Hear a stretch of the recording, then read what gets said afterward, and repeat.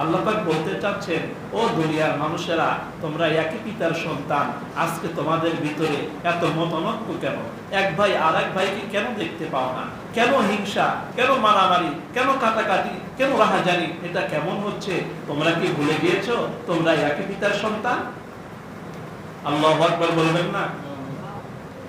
এরপরে আল্লাহ পাক রব্বুল আলামিন বলছেন, ওয়াত্তাকুল্লাহা আল্লাযী তাসাআলুনা বিহি ওয়াল আরহাম।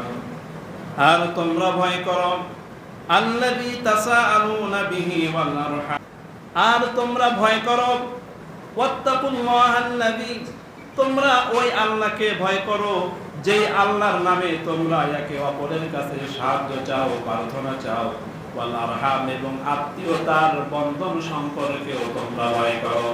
আজকে পৃথিবীর বুকে একই পিতার সন্তান, একই মাতার সন্তান, বাবা আদমের সন্তান, মা হাওয়ার সন্তান হয়েছে।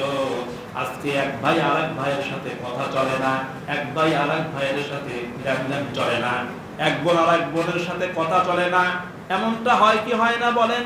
হাদিস শরীফের ভেতরে এসেছে, যেই ব্যক্তি 3 দিন পর্যন্ত এক ভাই আর এক ভাইয়ের সাথে কথা না বলে থাকে, এক বোন আর এক বোনের সাথে কথা না বলে থাকে, এই 3 দিনের পরে যদি মৃত্যুবরণ করে, তাহলে তার স্থান হবে জাহান্নামে। বলুন নাউযুবিল্লাহ।